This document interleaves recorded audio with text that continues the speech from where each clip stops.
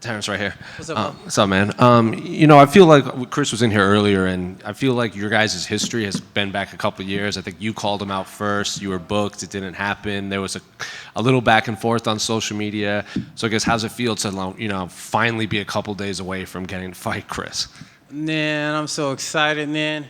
And he's good at getting hit, so it's like, oh, man, I love that. So I'm excited to throw down and put on a show for you guys. He said there's no bad blood between you two, but there will be bad blood on Saturday. Do you think that's the right approach to take? Of course, man. He's trying to kill me. I'm trying to kill him. And, yeah, it's going to be a fun one. A couple fighters, especially online, they say, fighting Terrance is like a car crash, like something's going to happen. So I guess, do you take pride in that, like even fighters and fans are like, all right, win or lose, something crazy is about to happen with Terrance McKinney? Not this time. Terrance Magomedov's coming out. I'm looking to get a boring decision and wrestle this guy 15 minutes straight and, get one step close to the rankings. Yeah, right?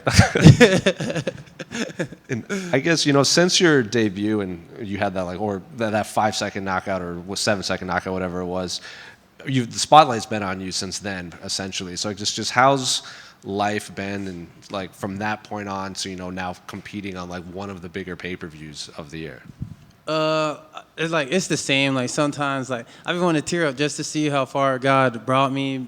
I'm every day, I'm truly grateful for every opportunity. Just being in this room, once I feel like I'm getting one step closer to where I want to be. And like I said, I want to headline an event one day, and I feel like this is the next step. And I'm excited to show my growth this weekend.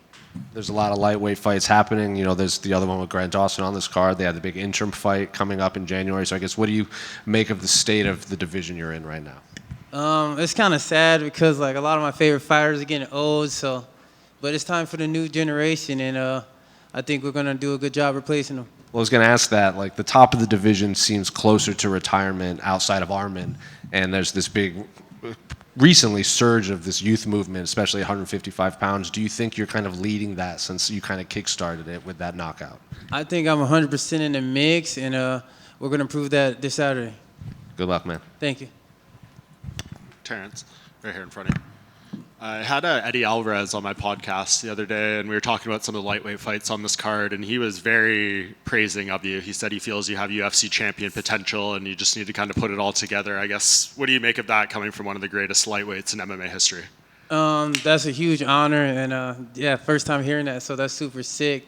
Thank you, Eddie. And I feel the same way. We just gotta, put it all together, like he says. Push the cardio, and that's why I moved to Florida at Fusion XL. And I think we really get to see Terrance with IQ this time. And it might not look painted because I know I can still get him done in the first round, but yeah, we pushed the cardio. I'm training with Mike Davis, just a lot of beasts, so I know what the resistance is gonna feel like, and I'm comfortable with it now. Terrance, when you talk about Fusion XL and leveling up in your career and things like that, is there any part of you that regrets the way it went early on in the career, or do you think it was all a part of the process getting to this point? No, it was all part of the process because, I was a little goon back in the day, so I need a couple of them ass whoopings to humble me and get me more focused. I feel like everything happened for a reason, and I wouldn't change any of that. Is it Chris was talking about it a little bit yesterday. Is it true that you messaged him and said, man, after his last fight, oh my God, I'm drawn up against Rebecca. You messaged him and you said, bro, I think you're probably above me now and this fight might be gone. Yeah. And he kind of messaged you back and was like, no, I'm still going to try and push for that. Was that how the... Yeah, we talked about that. I was like, yeah, because Rebecca's tough. So I was like, I don't know if they're going to let us fight now, man. You doing your thing. Because we talked a few times. He donated $500 when my brother died, helped out his funeral. So he's a real good dude. But Saturday, like I said, T-Rex comes out and he's a villain, so... And then when it comes to sparring at Fusion XL, how intense does it get in there? Because I've seen, we saw the video of Poetan recently kind of sleeping a guy in sparring, and like, is there guys that come from other gyms to spar? Is it guys that are like not full time in there? Like, how intense does it get in those sparring sessions? It just all depends who's sparring. Sometimes it get heated, just like any normal gym. But I feel like we regulate it pretty well. It's just Alex just hits different, man. Some people get dropped, but we know when to take it off because we don't want to put our career in the gym. So. Terrance, just one from me right here. What do you think the fans can expect from this version you say, Terrance with IQ, compared to the first one we saw, that one? You guys should expect the same thing, but if I see him being durable, we know to let off and really just use our speed and just pick him apart.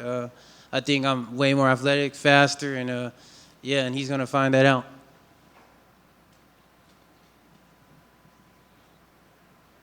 Hey, thank you guys. I love you guys for real. Gang gang.